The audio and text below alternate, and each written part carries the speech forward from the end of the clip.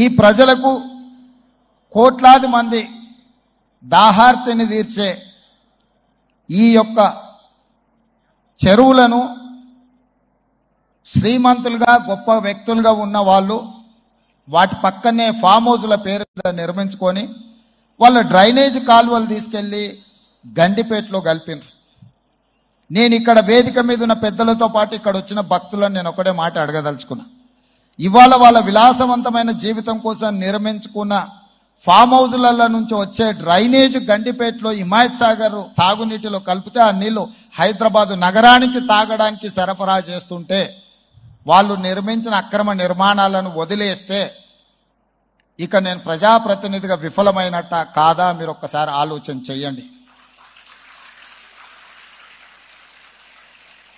అందుకే ఒత్తిడి వచ్చినా మిత్రులకు ఫామ్ హౌజులు ఉన్నా ఏవి వదలకుండా హైడ్రా అనే ఒక సంస్థను ఏర్పాటు చేసి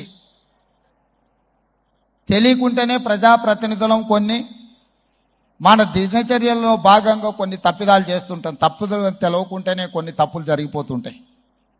మరి ఆ ఖాతాను సవరించుకోవడానికి ఆ బ్యాలెన్స్ షీట్ను సవరించుకోవడానికి తెలిసి కొన్ని మంచి పనులు చేయాలని నేను ప్రగాఢంగా విశ్వసిస్తున్నా, నమ్ముతున్నా.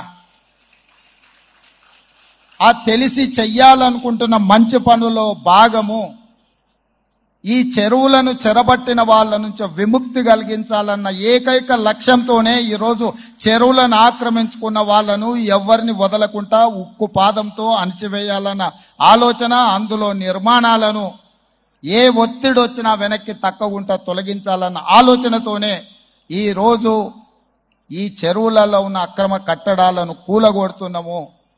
దీనికి స్ఫూర్తి భగవద్గీత అనే కురుక్షేత్ర యుద్ధ సందర్భంలో అర్జునుడు ఆయుధాలను కింద పడేసి రాజ్యం కోసం భీష్మ పితామహుడు, అదేవిధంగా కర్ణుడు, దుర్యోధనుడు, దుశ్శాసనుడు నా సహోదరులందరూ ఆ పక్కన నించుంటే ఈ రాజ్యం కోసం వాళ్ళందరినీ సంహరించడం, వాళ్ళని సంహరించి రాజ్యాన్ని సాధించుకోవడం ద్వారా ఏమి ఉంటుంది, ఏం మనశ్శాంతి వస్తుంది అని చెప్పి అర్జునుడు యుద్ధతంత్రం నుంచి తప్పుకుంటా అన్నప్పుడు శ్రీకృష్ణ భగవానుడు బోధించిందే భగవద్గీత.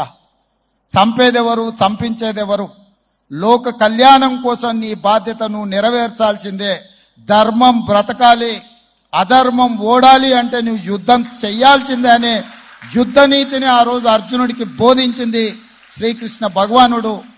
ఇవాళ ఆ శ్రీకృష్ణ భగవానుడి బోధనానుసారమే ఈ రోజు ఈ చెరువులను కాపాడే కార్యక్రమాన్ని నేను తీసుకుంటున్నా. నాకు తెలుసు ఈ చెరువులలో నిర్మాణమైన విలాసవంతమైన ఫామ్ హౌజులు ప్రభుత్వాన్ని ప్రభావితం చేయగలిగిన స్థానాలలో ఉన్న చాలా మంది వ్యక్తులు ఉన్నారు. ప్రత్యక్షంగా ప్రభుత్వంలో భాగస్వాములు అయి ఉండొచ్చు, లేకపోతే సమాజం మీద బాగా ప్రభావితం చేయగలిగిన వ్యక్తులు ఉండొచ్చు. కానీ వాటన్నిటినీ నేను పట్టించుకోదలుచుకోలే. ఇది భవిష్యత్ తరాలకు, ఇది రాజకీయాలకు సంబంధం లేదు. నేను స్పష్టంగా చెప్పదలుచుకున్నా. రాజకీయాల కోసమో లేకపోతే రాజకీయ నాయకులను కొంతమందిని దృష్టిలో పెట్టుకొని చేపడుతున్న కార్యక్రమం కాదు ఇది.